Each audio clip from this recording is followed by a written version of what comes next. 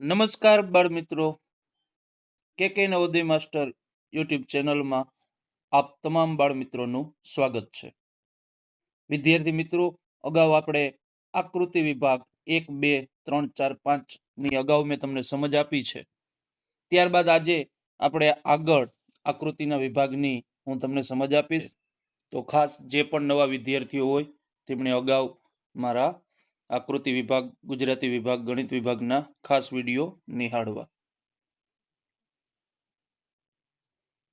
બાળ મિત્રો, આજે આપણે માનસિક યોગ્યતા કસોટી જેના 50 ગુણ છે, ખાસ અગાઉ વાત કરેલી છે કે માનસિક યોગ્યતા કસોટી આકૃતિ વિભાગ જેના 50 ગુણ છે, ખૂબ જ સરળ હોય છે બાળ મિત્રો. નવોદય પરીક્ષામાં વધારેમાં વધારે સ્કોરિંગ આ વિભાગમાં જ કરી શકાય છે. એમાં મેં તમને અગાઉ આકૃતિ વિભાગ 1, 2, 3, 4, 5, 6 ની સમજ આપી. આજે બાળ મિત્રો આપણે ભાગ 6 ભૌમિતિક આકૃતિ પૂર્તિ જેના 5 ગુણ છે, અગાઉ વાત કરી ગયું એમ 10 વિભાગ છે આકૃતિના, ભાગ 10 છે જેના દરેક ભાગના 5-5 ગુણ છે, એટલે કે ટોટલ 50 ગુણ છે. એમાં ભાગ 6 છે જે ભૌમિતિક આકૃતિ પૂર્તિ, આ ભાગના પણ 5 ગુણ છે, એટલે કે 4 પ્રશ્નો આવશે જેમના તમને 5 ગુણ મળશે, એટલે કે એક પ્રશ્નના 1.25 લેખે તમને 5 ગુણ મળશે. ખાસ બાળ મિત્રો, આ ભાગ 6 છે એની અંદર તમારે ભૌમિતિક ચિત્ર પૂર્ણ કરવાનું હોય છે, એટલે કે તમને એક આકૃતિ આપશે જેની અંદર ચોરસ, ત્રિકોણ કે ગોળાકાર અધૂરી આકૃતિ હશે, સામે ABCD, ત્યાંથી તમારે ફિટ બેસે તેવો વિકલ્પ પસંદ કરી અને આકૃતિ પૂર્તિ કરવાની હોય છે. બાળ મિત્રો, સૌપ્રથમ ભાગ 6 જેના પરીક્ષામાં પ્રશ્નો પૂછાય છે તેની સૌપ્રથમ સૂચના જેની સમજ મેળવી લઈએ, જેથી તમને પરીક્ષામાં આ આકૃતિ ભાગ 6 ની છે તમે સરળતાથી ઓળખી શકો. તો સૌપ્રથમ એમની સૂચના જોઈએ કે પ્રશ્ન સંખ્યા 21 થી 24 પ્રશ્ન ચિત્રના રૂપમાં ભૌમિતિક ચિત્ર એટલે કે ત્રિકોણ, ચોરસ કે વર્તુળ નો ના એક ભાગને ડાબી બાજુ દર્શાવવામાં આવેલ છે. એટલે અહીં તમને એક આકૃતિ આપશે ડાબી બાજુ, જમણી બાજુ બીજા ભાગને ઉત્તર ચિત્રના રૂપમાં ABCD માં દર્શાવવામાં આવેલ છે, એટલે કે સામે તમને 4 વિકલ્પ હશે. જમણી બાજુના ચિત્રથી ભૌમિતિક ચિત્ર પૂર્ણ કરવા માટેના ચિત્રને શોધો, એટલે કે આ આકૃતિને પૂર્તિ કરવા માટે સામેના ABCD 4 વિકલ્પમાંનો વિકલ્પ પસંદ કરો કે જેથી તમારું ભૌમિતિક ચિત્ર છે એ પૂર્ણ થઈ શકે, તથા તમારા જવાબને દર્શાવવા માટે OMR ઉત્તર પત્રિકામાં પ્રશ્નના સંબંધિત સંખ્યાની સામેવાળા ગોળાને કાળો કરો, એટલે કે તમારો જવાબને OMR માં દર્શાવો. ખાસ આ સૂચના તમને જોવા મળે કે ભૌમિતિક ચિત્ર પૂર્ણ કરવા માટેના ચિત્રને શોધો, આવી સૂચના હોય પરીક્ષાના પેપરમાં, એટલે તમને ખ્યાલ આવી જશે કે આ ભાગ 6 ની જ આકૃતિ છે. બાળ મિત્રો, તો શરૂ કરીએ ભૌમિતિક આકૃતિ ચિત્ર પૂર્ણ. એમાં પ્રથમ આકૃતિ જોઈએ.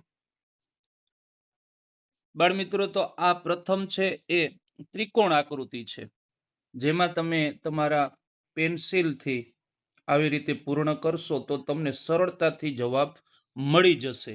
તો તમે જોશો કે હવે આ બાજુનો ભાગ જે છે એ ક્યાં જોવા મળશે, તો સામે ABCD છે તેમાં તમે જોઈ શકશો કે નીચે અહીં શરૂઆતમાં ગોળાકાર છે, અહીં ત્રિકોણ જેવો ભાગ છે એ નહીં આવશે. બી માં પણ અહીં એક નાની રેખા આવી ગઈ છે સ્ટાર્ટિંગમાં, તો સી પણ નહીં આવશે.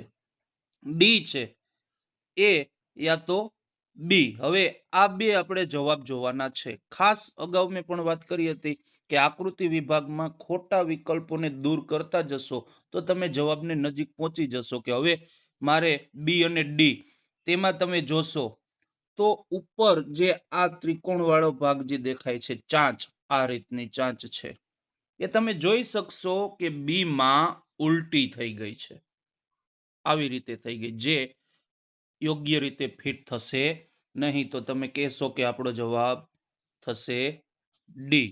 જે સરળતાથી આ આકૃતિને પૂર્ણ કરશે.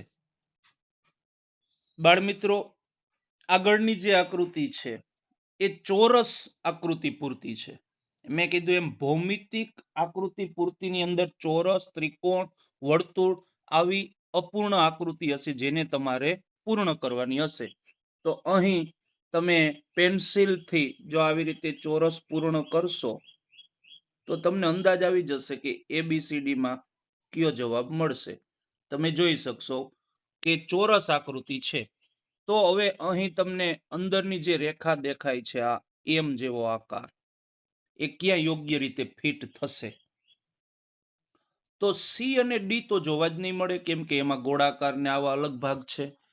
હવે તમે અહીં જોશો કે એમ જેવો જ ભાગ, તો અહીં એ અને બી બે માંથી કયો જવાબ હશે? તો તમે સરળતાથી જવાબ તરફ જઈ શકશો કે અહીં આ ડબલ્યુ જેવો આકાર છે જે યોગ્ય રીતે ફિટ થશે નહીં, કેમ કે એમ છે એની ઉપર અહીં તમને બી માં દેખાય છે એમ યોગ્ય રીતે અહીં ઉપર ફિટ થઈ જશે. તો આપણો જવાબ બનશે બી. તો આવી રીતે થોડું વિચારશો તો પણ તમે જવાબની નજીક જઈ શકશો. અને અહીં પેન્સિલથી આકૃતિ પૂર્ણ કરો. ઘણા વિદ્યાર્થીઓ પેન્સિલથી આકૃતિ પૂર્ણ કર્યા વિના પણ સરળતાથી જવાબ શોધી શકતા હશે, તો પણ ચાલે. જરૂરી નથી કે અહીં તમારે પેન્સિલથી જ આકૃતિ પૂર્ણ કરવી, પણ તમને સરળતા માટે છે. કેમ કે ઘણા વિદ્યાર્થીઓ સીધો જ જવાબ પસંદ કરી લેશે કે અહીં એમ છે, તો એમ ક્યાં છે? તો કે અહીં નથી, અહીં એમ નથી, અહીં ઉલટું થઈ ગયું છે, એટલે મારો જવાબ બી થશે. તો આવી રીતે સરળતાથી તમે જવાબ પસંદ કરી શકો. બાળ મિત્રો, ત્યારબાદ આગળની આકૃતિ જે પણ ચોરસ આકૃતિ પૂરતી છે તેમાં તમે સરળતાથી જવાબ આપી શકશો, કેમ કે આ આકૃતિ બહુ જ સરળ છે. અહીં તમારે કાંઈ જ વિચારવાનું નથી, કેમ કે ચોરસ આકૃતિને પૂર્ણ કરતા અહીં એક જ રેખા ખૂટે છે, તમે જોઈ શકશો. તો આવો આકાર તમે સામે કહેશો કે સરળતાથી આપણો જવાબ સી થશે, કેમ કે એ તો આવે, ડી તો આવશે જ નહીં, ને એ બી પણ ઉલટ છે. તો સરળતાથી આપણો જવાબ બનશે સી. તો ઘણી વખત બાળ મિત્રો આવી સરળ આકૃતિઓ પણ આવી જતી હોય છે. ત્યારબાદ આગળની આકૃતિ જોઈએ બાળ મિત્રો. આ આકૃતિ જે છે એ વર્તુળાકાર આકૃતિ છે, ગોળ આકૃતિ છે.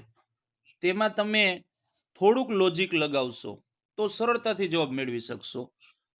અને પેન્સિલથી પૂર્ણ કરશો તો આવી રીતે ગોળાકાર ભાગ જે છે, પરંતુ એની અંદર ખાના જોશો તો તમારે કાંઈ જ પેન્સિલની પણ જરૂર નહીં પડે, કેમ કે તમે જોઈ શકશો કે ઉપર 1, 2, 3, 4 ખાના છે, તો નીચે 1 છે, તો હવે અહીં 3 ખાના આવી શકે. તમે જોઈ શકો આવી રીતે 3 ખાના તમને મળશે.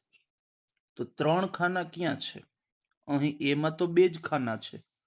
ત્યારબાદ ડી તો અલગ જ આકાર છે.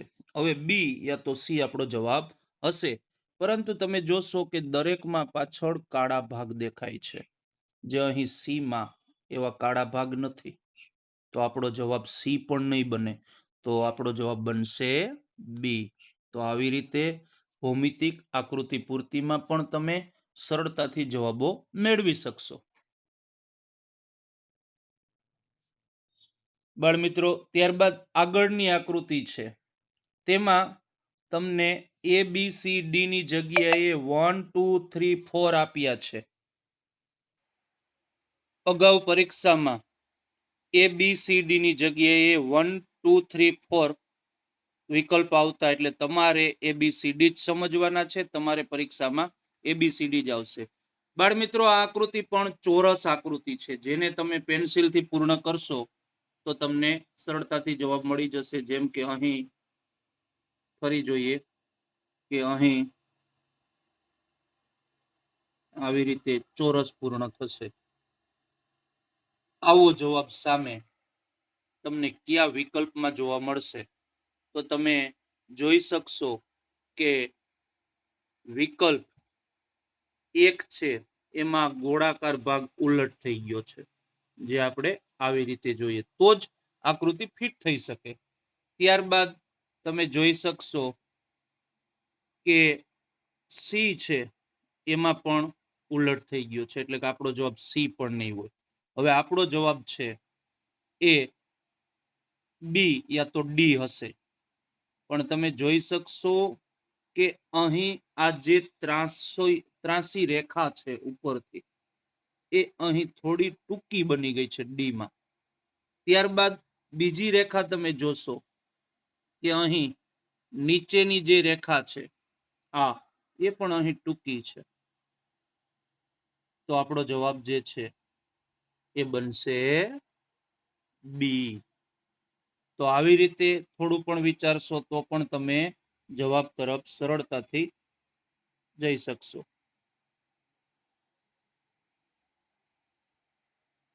બાળમિત્રો, ત્યારબાદ આગળની સામે બી છે તેમાં તમે જોઈ શકશો કે આ ભાગ છે એ ઉલટો થઈ ગયો છે. ત્યારબાદ બી તો આપણો જવાબ બનશે જ નહીં. ત્યારબાદ ડી છે એમાં નીચેનો જે ત્રાસી રેખા છે અહીં ટૂંકી બની ગઈ છે, તમે જોઈ શકશો. એટલે કે આપણો જવાબ ડી પણ નહીં બને. હવે એ ને સી, જો આ બધા એકદમ નજીક જવાબ લાગે છે. ફક્ત બી ને બાદ કરતા એ સી ડી ત્રણેય જવાબ આવી શકે એવા લાગે છે, પણ ખાસ તમે થોડું ઝીણવટપૂર્વક જોશો, રેખાઓ જોશો, તો તમને ખ્યાલ પડશે કે આ રેખા છે અહીં ફિટ નહીં થશે. હવે એ અને સી માં તમે જોશો તો એકદમ સરખા જ લાગે છે, પરંતુ તમે ઉપરનો જો આ ભાગ જોશો, જે અહીં આપણે અહીં રેખા તમને દેખાય છે આજે નાની એવી, આ ખાસ જોજો કે અહીં જે આ રેખા જે છે આ, એ રેખા અહીં થોડી લાંબી બની ગઈ છે.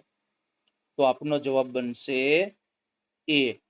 તો આવી રીતે ખાસ આ બધી જ આકૃતિ એક સમાન લાગતી હતી, એમાં ખાસ થોડું વિચારવું, ઉતાવળે તમે ખોટો જવાબ પસંદ કરી લેશો. કેમ કે જો અહીં આપણે જોયું એમ કે બી છે એમાં તો આ ભાગ ઉલટો જ છે, એટલે કે એ તો ફિટ થતો જ નથી. પરંતુ આ એ સી ડી ત્રણે સમાન લાગે છે, પરંતુ નીચેની રેખા જોતા અહીં ટૂંકી દેખાય છે ડી માં. તો એવી રીતે ઉપરની રેખા જોતા અહીં સી માં લાંબી દેખાય છે. તો આવી રીતે થોડું વિચારશો તો તમે સાચા જવાબ તરફ જઈ શકશો. ત્યારબાદ મિત્રો આગળની જે આપણી આકૃતિ છે, તે આકૃતિમાં તમે આકાર જોતા જ સરળતાથી જવાબ તરફ જઈ શકશો. કેમ કે આવો આકાર તમને સામે ABCD માં બધી જગ્યાએ નથી જોવા મળતો. તમે ખાસ જોશો કે અહીં એક રેખા પૂર્ણ કરો એટલે તમને ખ્યાલ પડી જશે. ફરીથી અહીં એક રેખા આવી રીતે પૂર્ણ કરશો તો આવો આકાર સામે તમને નથી બી માં જોવા મળતો. કેમ કે અહીં વચ્ચે તમે જોઈ શકો છો એવું અહીં નથી. અહીં છે પણ પહોળી આકૃતિ બની ગઈ, કોઈ આવો આકાર નથી, અને ડી માં પણ નથી. તો સરળતાથી આપણો જવાબ બનશે એ. તો આવી રીતે સરળતાથી ભાગ 6 ભૌમિતિક આકૃતિમાં પણ તમે યોગ્ય રીતે જવાબ પસંદ કરી શકો છો. બાળ મિત્રો, ત્યારબાદ આગળની જે આકૃતિ છે એમાં તમે જોઈ શકશો કે ચોરસ જેવો જ આકાર છે. અહીં તમે રેખા પેન્સિલથી દોરશો એટલે તમને સરળતાથી જવાબ મળશે કે આવો જવાબ સામે ક્યાં છે. એટલે તમે કહેશો કે આપણને આવી જ આકૃતિ એમાં જોવા મળે છે. બી માં તો કંઈક અલગ આવી જાય છે. સી થોડોક નજીક હતો, પરંતુ નીચેની જે રેખા છે એ ત્રાસી છે. ડી માં તો કોઈક અલગ આકાર જ આવી ગયો છે. તો આપનો જવાબ બનશે એ. તો આવી રીતે તમે ભૌમિતિક આકૃતિમાં પણ સરળતાથી જવાબો પસંદ કરી શકશો અને 5 માંથી 5 ગુણ મેળવી શકશો. ત્યારબાદ આગળની જે આકૃતિ છે એ પણ ચોરસ આકૃતિ છે. આવી રીતે આકૃતિ, આવો વિકલ્પ સામે ક્યાં છે, ખાસ જોવું. કેમ કે ઘણી વખત નજીકના જવાબ હોય, જો આ પણ એવો દેખાય છે પણ ખૂબ લાંબી આકૃતિ બની ગઈ છે, અને બી માં કંઈક ગોળાકાર ભાગ આવી ગયો છે. હવે સી યા તો ડી આપણો જવાબ હશે, પણ તમે જોઈ શકશો કે સરળતાથી આવી આકૃતિ અહીં બે ઉપર જે અહીં ઊભી આકૃતિ બની ગઈ છે. તો આપણો જવાબ બનશે સી. બાળ મિત્રો, ત્યારબાદ આગળની આકૃતિ છે એ પણ ચોરસ આકૃતિ જ છે. ખાસ પેન્સિલથી તમે રેખાઓ દોરશો એટલે તમને સામે ABCD માં સરળતાથી જવાબ મળી જશે. અને ઘણી વખત સીધું જ તમે લોજિક લગાવો તો પણ તમે જવાબ તરફ જઈ શકશો. કેમ કે અહીં જો આકૃતિ એવી જ છે કે ઉપર સ્ટાર્ટિંગમાં અહીં આ જે એક રેખા છે આમ ત્રાંસી રેખા, એ તમને ક્યાંય જોવા નથી મળતી. અહીં સીધી રેખા આવી ગઈ છે, અહીં પણ બહુ લાંબી બધી રેખા આવી ગઈ છે, અહીં પણ ખૂબ લાંબી રેખા આવી ગઈ છે. તો આપણો જવાબ બનશે એ. તો આવી રીતે ઘણી વખત સરળ આકૃતિ પણ આ વિભાગની અંદર આવી જતી હોય છે કે જેના જવાબો એકદમ સરળ હોય છે. ત્યારબાદ આગળની આકૃતિ જોઈએ. બાળ મિત્રો, આ આકૃતિની અંદર તમે એક પાછળ સીધી રેખા ખેંચી લેશો અહીં પેન્સિલથી, તો એકદમ સરળ છે. કેમ કે આવી આકૃતિ સામે આ જે આકૃતિ છે સામે એમાં જોવા નથી મળતી. બી માં છે પણ અહીં સીધી રેખા આવી જાય છે, એટલે કે બી પણ આપણો જવાબ નહીં બને.